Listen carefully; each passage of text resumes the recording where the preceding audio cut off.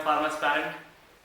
Last class में हम लोग ये सारे जो रिस्पॉन्स थे एबायोटिक फैक्टर्स के अगेंस्ट बेटा ऑर्गेनिजम्स के, वो सभी हम लोग क्या कर लेते हैं, कंप्लीट कर लिए थे, जिसमें मैंने टोटल 4 टाइप्स बताया था। लास्ट क्लास में मैंने डिफरेंट भी क्लियर कर दिया था और पार्शियल रेगुलेटर्स का कॉन्सेप्ट जो एक ग्राफ दिया गया था एनसीईआरटी में, वो भी मैंने आपको क्या कर दिया था, अच्छे से कंप्लीट करा दिया था। आज हम लोग एक नए कॉन्सेप्ट पे आएंगे बेटा, ऑर्गेनिजम्स एंड पॉपुलेशंस के एक छोटे से कॉन्सेप्ट है बेटा, अडेप्टेशंस, है ना। अच्छा, एक्चुअली अडेप्टेशंस होते क्या है, ये एट्रीब्यूट है ऑफ एनी लिविंग ऑर्गेनिजम्स। अगर मैं बात करूं किसी भी लिविंग ऑर्गेनिजम्स के अंदर वो प्रॉपर्टी जो उनको उस हैबिटेट में, यानी जहां पर वो सरवाइव कर रहे हैं, उस हैबिटेट में उनको उनकी ग्रोथ के लिए, उनके रिप्रोडक्शंस के लिए हेल्पफुल होती है, बेनिफिशियल होती है, या तो ड्रास्टिक कंडीशंस पे, यानी कि ड्रास्टिक इन्वायरमेंटल फैक्टर्स के चेंजेस होने के बावजूद उनको क्या करती है, प्रोटेक्ट करती है। That is adaptation. जैसे अपन बोलते हैं ना कि मैं अडेप्ट कर गया इस सिचुएशंस में। जैसे मान के चलो मैं अभी हिमाचल प्रदेश चला गया, मनाली के एरिया में, जहां पर 0 डिग्री सेल्सियस टेम्परेचर है, तो 10 दिन के बाद, 20 दिन के बाद हो सकता है हम जब वहां पर जाएं तो उस टाइम हमें कॉमन कोल्ड हो जाए, क्योंकि अभी हम यहाँ पर भोपाल वाले रीजन में रह रहे हैं, यहाँ पर टेम्परेचर क्या है भाई, 30-35 डिग्री सेल्सियस है। अब हम जब मनाली वाले रीजन में जाएंगे तो ऑब्वियसली वहां पर 0 डिग्री सेल्सियस टेम्परेचर हो जाएगा बेटा। तो जिस रीजन से हमारी जो होम्योस्टैटिस है वो क्या होगी, डिस्टर्ब होगी, और हमें कॉमन कोल्ड एक एलर्जिक रिएक्शन देखने को मिल सकते हैं। लेकिन कुछ टाइम बाद, 8 से 10 दिन के बाद, हमारी बॉडी जो है वो अडेप्ट कर लेगी उस सिचुएशन को, यानी कि उसी सिचुएशन में वो ढल जाएगी और हमें वहां पर फिर कॉमन कोल्ड या तो other allergic reaction due to low temperature हमें देखने को वहां पर नहीं मिलेंगे। तो इसी प्रोसेस को, इसी ये जो ढलने की जो प्रक्रिया है कि जिस भी सर्कमस्टेंसेस में, जिस भी कंडीशंस में, वेदर वाले कंडीशंस में अगर हम अपनी बॉडी को लेकर के जाते हैं, हमारी बॉडी वहां पर सरवाइव करने के लिए जो भी चीजें चेंजेस करती है अपने अंदर, उसी प्रोसेसेस को हम क्या बोलते हैं बेटा, एडेप्टेशंस बोलते हैं इन सिंपल लैंग्वेज। तो आई होप आपको एडेप्टेशन समझ में आ गया होगा। एडेप्टेशंस का मतलब क्या है, any attribute of any organisms, किसी भी ऑर्गेनिजम्स के वो गुण जो उनको सरवाइव करने में हेल्प करती है देयर ओन हैबिटेट, जिस हैबिटेट में वो सरवाइव करना चाहते हैं, उस हैबिटेट में उनको सरवाइव करने में, उनको रिप्रोडक्शन करने में हेल्प करती है, उसे हम क्या बोलते हैं बेटा, एडेप्टेशन बोलते हैं। तो ये एडेप्टेशन होती कैसे भाई, तो फिजियोलॉजिकली, मॉर्फोलॉजिकली, या तो बिहेवियरल प्रॉपर्टीज के थ्रू, है ना। हमारी बॉडी के अंदर मॉर्फोलॉजिकली कुछ चेंजेस आएगा, जैसे मान के चलो जो डिजर्ट में प्लांट होते हैं, कैक्टस और पोन्चिया वगैरह जो प्लांट है, तो उसके अंदर देखते होंगे कि बहुत छोटे छोटे स्पाइन का फॉर्मेशन होता है। स्पाइन क्यों होता है, क्योंकि वो डिजर्ट वाले रीजन में क्या है भाई, तो वाटर की बहुत ही इनसफिशियंसी होती है, कमी होती है, जिसके कारण जो वाटर लॉस्ट या जो ट्रांसपिरेशन की प्रोसेस होती है प्लांट के केस में, जो वाटर को लॉस्ट करती है, 98 to 99% वाटर को जो लॉस्ट कर देती है, तो उन चीजों से बचने के लिए जो प्लांट है वो क्या कर देती है, जो अपने लीफ है जिसमें स्टोमेटा प्रेजेंट होते हैं, उस लीफ को स्पाइन में कन्वर्ट कर देती है। अब स्पाइन यानी कि बहुत ही थीन यानी कि पतली पतली कांटेदार स्ट्रक्चर हो जाएगा। अब वो क्या करेगा कि उसके थ्रू वाटर का लॉस्ट जो है वो बहुत ही कम होगा और अपने स्टेम को क्या कर देगा, फ्लैटन कर देगा फोटोसिंथेसिस के लिए। आया समझ में, यानी उन्होंने अपनी मॉर्फोलॉजिकली चेंजेस किया अपने आप को उस सिचुएशन में कि भाई पानी नहीं है इस रीजन में, वाटर नहीं है इस डिजर्ट वाले रीजन में, तो उन्होंने उस सिचुएशन को टैकल करने के लिए, उस सिचुएशन में अपने आप को अडॉप्ट करने के लिए उन्होंने अपने लीफ को स्पाइन में कन्वर्ट कर दिया और स्टेम को फ्लैटन लीफ लाइक स्ट्रक्चर में कन्वर्ट कर दिया फोटोसिंथेसिस के लिए, और जिसके कारण उन्हें वाटर का जो ट्रांसपिरेशन प्रोसेस का जो वाटर का लॉस था वो बहुत ही हद लेवल पे, यानी कि मैक्सिमम लेवल पे उसको मिनिमाइज कर दिया। तो ये क्या होगी, मॉर्फोलॉजिकली चेंजेस लाए अडेप्ट करने के लिए उस सर्कमस्टेंस में, उस सिचुएशंस में, या उस वेदर में, या तो उस डिजर्ट वाले रीजन में अपने आप को सरवाइव करने के लिए, अपनी पॉपुलेशंस बढ़ाने के लिए, ग्रोथ करने के लिए, रिप्रोडक्शंस करने के लिए उन्होंने अपने अंदर मॉर्फोलॉजिकली चेंजेस लाया, लीफ को स्पाइन में कन्वर्ट कर दिया। आया समझ में, तो दैट इज मतलब यहाँ पर एडेप्टेशन मॉर्फोलॉजिकली हो सकता है, फिजियोलॉजिकली भी हो सकता है। एक कंगारू राइट का एग्जांपल दिया गया जो नॉर्दर्न अमेरिका में पाए जाते हैं, वो क्या करते हैं भाई, तो वो क्या करते हैं कि अपनी यूरिन को कंसंट्रेट करके रखते हैं, यूरिन को वो बाहर रिलीज नहीं करते, बहुत ही लेस अमाउंट में रिलीज करते हैं, जिसके कारण वाटर की जो कंसंट्रेशन है बॉडी में बनी रहती है। तो उन्होंने क्या किया, फिजियोलॉजिकली चेंजेस लाया, अपनी बॉडी के अंदर कुछ चेंजेस लाया फिजियोलॉजिकली में, मतलब किसी भी ऑर्गेनिज्म अपने आप को उस कंडीशंस में अडेप्ट करने के लिए, ढालने के लिए वो अपने अंदर या तो मॉर्फोलॉजिकली चेंजेस लाए, या तो फिजियोलॉजिकली चेंजेस लाए, या तो बिहेवियर में कुछ चेंजेस लाए, और इन सारी चीजों के थ्रू वो क्या करता है, उस कंडीशंस में, उस हैबिटेट में अपने आप को ग्रोथ करता है, अपनी रिप्रोडक्शन को प्रोड्यूस करता है, प्रोसीड करता है वहां पर। इस टाइप ऑफ प्रोसेसेस को, इस टाइप ऑफ फिनोमिना को हम क्या बोलते हैं बेटा, अडेप्टेशंस बोलते हैं। तो आई होप एडेप्टेशन का डेफिनेशन जो है वो आपको क्लियर हो गया होगा कि किसी भी कंडीशंस में, चाहे कितनी भी ड्रास्टिक चेंजेस क्यों ना हो कंडीशंस में, जो ऑर्गेनिजम्स होते हैं अपने अंदर मॉर्फोलॉजिकली या बिहेवियरली या तो फिजियोलॉजिकली चेंजेस के थ्रू उस सिचुएशन में, उस कंडीशंस में, उस इन्वायरमेंटल फैक्टर में अपने आप को कांस्टेंट रखते हैं, अपने आप को सर्वाइव करने लायक बनाते हैं। इस कंडीशंस को, इसी प्रोसेसेस को हम क्या बोलते हैं, एडेप्टेशंस कहते हैं। आया समझ में? चलिए यहाँ पर कुछ मैं एग्जांपल्स दूंगा बेटा आपको। एक एलेन्स रूल भी मैं बताऊंगा जो आपको एनसीईआरटी ने कवर किया है, और 8-10 मैं यहाँ पर आपको एग्जांपल्स दूंगा जिसके थ्रू मैं क्लियर करूंगा जो आपको एनसीईआरटी ने कवर किया है, तो उसको मैंने पॉइंट में कन्वर्ट कर दिया है। सारे एग्जाम्पल्स को जो एनसीईआरटी ने पैराग्राफ के फॉर्म में लिखा है, तो उन पॉइंट को आपको क्या करना है, याद रखना है, ताकि आपको 12th बोर्ड के एग्जामिनेशन में कॉन्सेप्ट जो हो या उससे रिलेटेड जो क्वेश्चंस है वो क्या हो जाए, सॉल्व हो जाए। और एलेन्स रूल से समटाइम्स नीट के एग्जामिनेशंस में क्वेश्चंस पूछे जाते हैं बेटा एडेप्टेशन से, या तो एडेप्टेशंस के 4 स्टेटमेंट दिए रहेंगे और इनमें से बोलेंगे which one of the correct statement regarding adaptations और इनकरेक्ट स्टेटमेंट रिगार्डिंग अडेप्टेशन। तो वहां से ये स्टेटमेंट से भी क्वेश्चंस वो पूछ सकते हैं नीट के एग्जामिनेशंस में। जो भी आपको यहाँ से, जो मैंने आपको 8 से 10 पॉइंट यहाँ पर एग्जांपल के फॉर्म में लिखा है, उससे आपको इजीली समझ में आ जाएगा। चलिए तो अब हम लोग आते हैं बेटा, ये हमारा कॉन्सेप्ट था यहाँ पर एडेप्टेशंस का, जो हमने इन जनरल लैंग्वेज में मैंने आपको बता दिया ताकि आपके माइंड में सेट हो जाए कि एडेप्टेशंस का मीनिंग क्या होता है। Homeostasis is other process and adaptation is other process.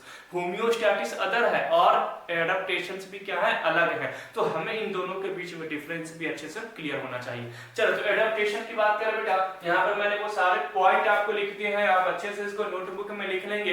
Adaptation से रिलेटेड इससे बाहर आपको नीट में भी क्वेश्चंस देखने को नहीं मिलेगा, और ना ही इससे बाहर आपको 12th के बोर्ड के एग्जामिनेशंस में क्वेश्चन देखने को मिलेंगे। क्या है बेटा एडेप्टेशन का, सबसे पहले डेफिनेशन पे आते हैं। तो adaptation is any attribute, it means property, है ना।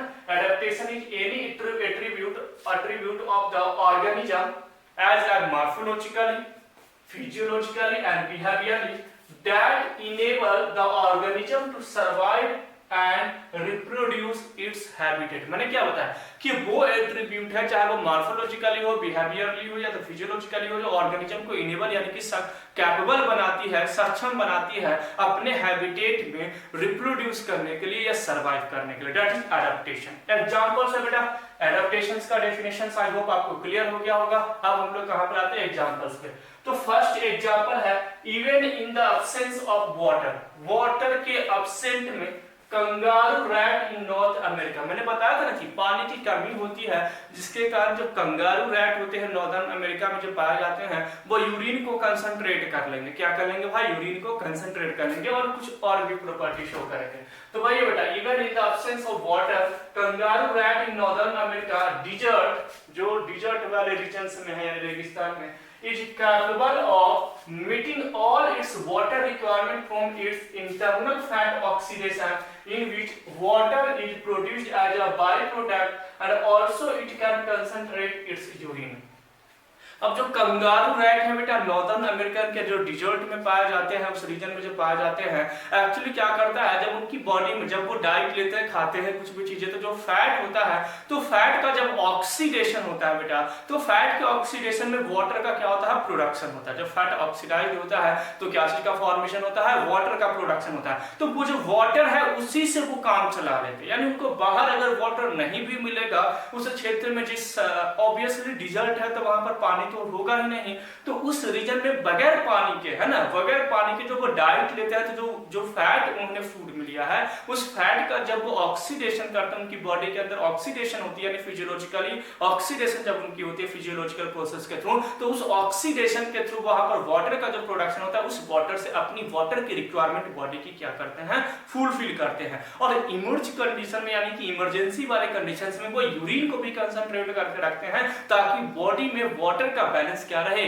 बना रहे। तो देखो ये क्या हो गया, अडेप्ट करने के लिए कि भाई सर्कमस्टेंस जो है यानी कंडीशन जो है वो बहुत ही डिफरेंट है, पानी दूर दूर तक नहीं है और हमें बगैर पानी के तो हम सर्वाइव कर नहीं सकते। तो उन्होंने अपने फिजियोलॉजिकली बिहेवियर में चेंजेस लाया और उन्होंने क्या कर दिया भाई, तो अपनी शरीर के अंदर जो फैट का ऑक्सीडेशन हो रहा था, उस फैट के ऑक्सीडेशन में जो वाटर के फॉर्मेशन हो रहे थे, उस वाटर को वो क्या कर रहे थे, यूज कर रहे थे एज ए वाटर रिसोर्स, है ना। इसके अलावा जो यूरिन का फॉर्मेशन हो रहा था, तो जो वाटर का लॉस्ट होना था बॉडी से, उसको भी उन्होंने क्या कर दिया, मिनिमाइज कर दिया, जिसके कारण वाटर का जो बैलेंस है बॉडी के अंदर बना रहता है। That is adaptation. उन्होंने अडेप्ट किया उस कंडीशन में, सर्वाइव करने के लिए उन्होंने अपने फिजियोलॉजिकल बिहेवियर में चेंजेस लाया। आया समझ में? That is first example.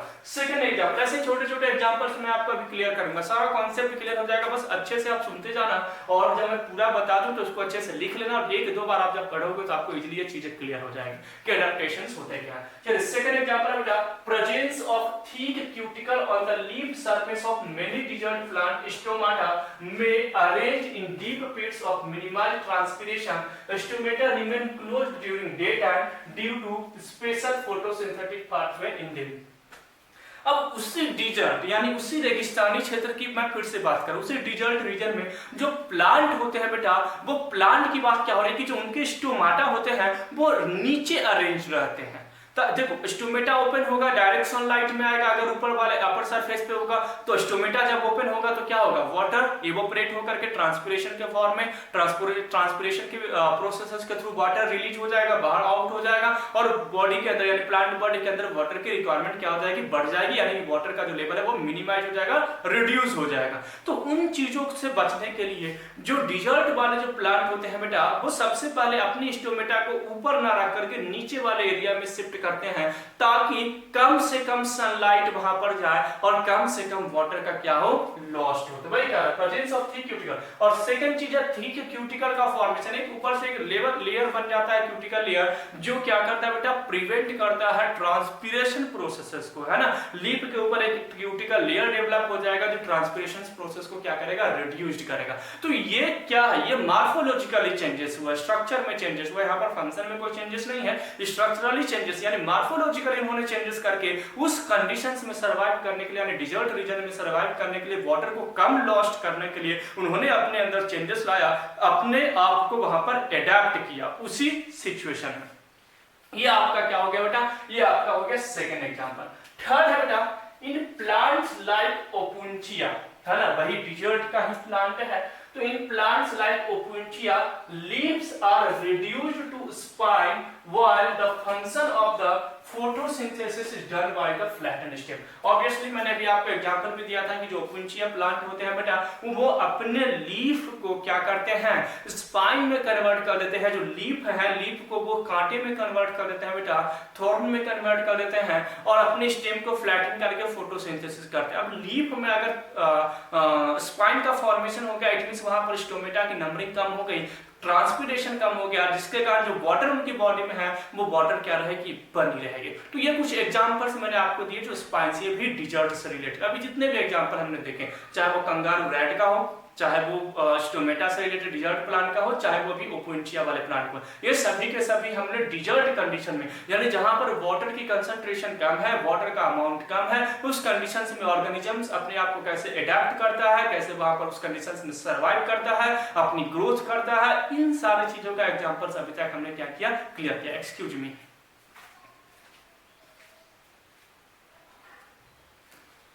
चलिए अब नेक्स्ट आते हैं बेटा फोर्थ पे, एलेंस रूल। एक रूल है एक साइंटिस्ट का, एलेंस रूल, तो आपको बहुत अच्छे से याद रखना है, मैंने ब्लैक में यहाँ पर मेंशन भी किया है। एलेंस रूल क्या कहता है बेटा, in colder climates mammals generally have shorter ears and live to minimize heat loss। देखो जो कोल्डर रीजन्स में होते हैं, आप देखते होंगे हॉलीवुड मूवीज वगैरह में देखते होंगे जहां पर बहुत सा मतलब सी वाले जहां पर वो आईसी जो रीजन्स होते हैं बेटा, जहाँ पर कोल्डर जो रीजन्स होते हैं, जहाँ पर बर्फीले क्षेत्र होते हैं, वहां पर वो क्या करते हैं बेटा, देखते होंगे कुछ एनिमल्स के सीन दिखाते हैं। एनिमल्स वहां पर अटैकिंग एनिमल्स होते हैं, प्रीडेटर्स टाइप के।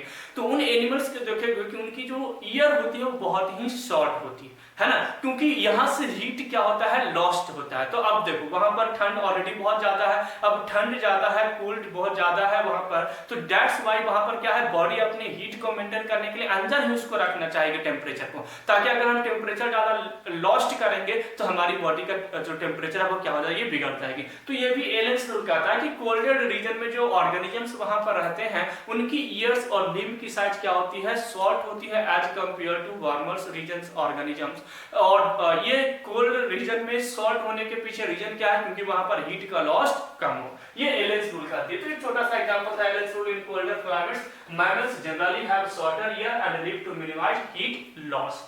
ने बहुत इजी एग्जांपल्स यहाँ पर दिए गए हैं एनसीईआरटी में, और मैंने उसको पॉइंट में कन्वर्ट कर दिया है ताकि आपको इजीली याद हो जाए, आप अच्छे से इसको पढ़ लेना और एग्जामिनेशंस में अच्छे से उसको लिख करके आए। नेक्स्ट होता है at very high altitude more than 2500 meters in region of Manali and Tibet occupied China. दो क्षेत्र को यहाँ पर डिस्कस किया है एनसीईआरटी में।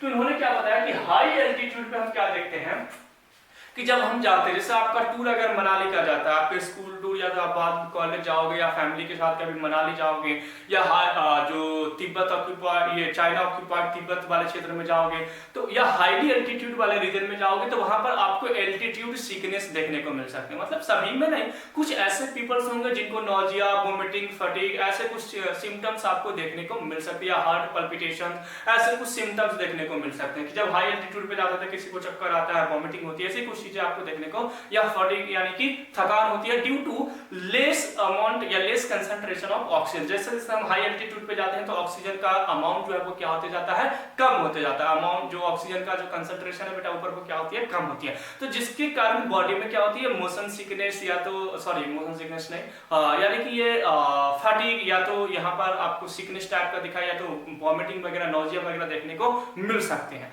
अब इस कंडीशन में बॉडी क्या करती है, आप जाओगे तो आपको ऐसा होगा, लेकिन जैसे ही आप वहां पर जो लोग सर्वाइव कर रहे हैं, जो हाईली एल्टीट्यूड पे मनाली वाले क्षेत्र में जो लोग ऑलरेडी रह रहे हैं, या चाइना ऑक्यूपाइड तिब्बत में जो ऑलरेडी लोग वहां पे सर्वाइव कर रहे हैं, तो वो अपनी बॉडी में उनके अंदर कैसे होती, तो कुछ ना कुछ एडेप्टेशन हुआ होगा। हम भी वहां पर जाएंगे तो हो सकता है 10 दिन 15 दिन हमें नोजिया वगैरह, फटीग वगैरह देखने को मिले, लेकिन उसके बाद हमारी बॉडी क्या कर जाएगी, उसी कंडीशंस में क्या जाएगी, ढल जाएगी, यानी एडेप्टेशन हो जाएगी, वहां पर एडेप्ट कर जाएगी। तो ये एडेप्टेशन कैसे होगा, तो फिजियोलॉजिकली बिहेवियर में कैसे भाई, तो हमारी जो आरबीसी का प्रोडक्शन है वो इंक्रीज हो जाएगा हमारी बॉडी में। जब हम हाई एल्टीट्यूड पे जाते हैं तो हमारी बॉडी वहां पे सर्वाइव करने के लिए, अडेप्ट करने के लिए आरबीसी के प्रोडक्शन को इंक्रीज कर देता है। हीमोग्लोबिन बाइंडिंग कैपेबिलिटी डिक्रीज कर देता है, यानी हीमोग्लोबिन की जो बाइंडिंग कैपेबिलिटी, जहां पर ऑक्सीजन बाइंड करता है, उसकी कैपेबिलिटी डिक्रीज कर देता है। एंड ब्रीदिंग रेट हाई कर देता है, हमारी ऑटोमेटिक ब्रीदिंग रेट फास्ट हो जाएगा, जिसके कारण ज्यादा से ज्यादा ऑक्सीजन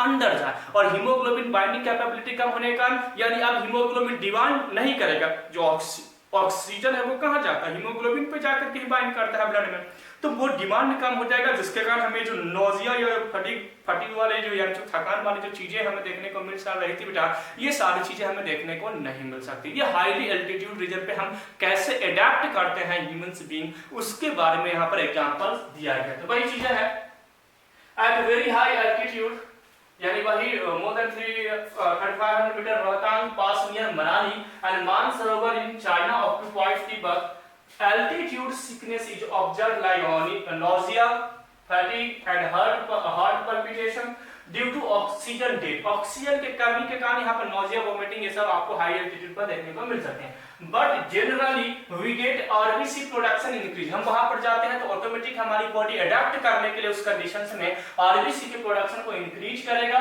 तो production increase, binding ability of haemoglobin decrease, haemoglobin oxygen की जो बाइंडिंग कैपेबिलिटी है बेटा वो डिक्रीज हो जाएगा, ताकि कम से कम ऑक्सीजन का डिमांड हो बॉडी में।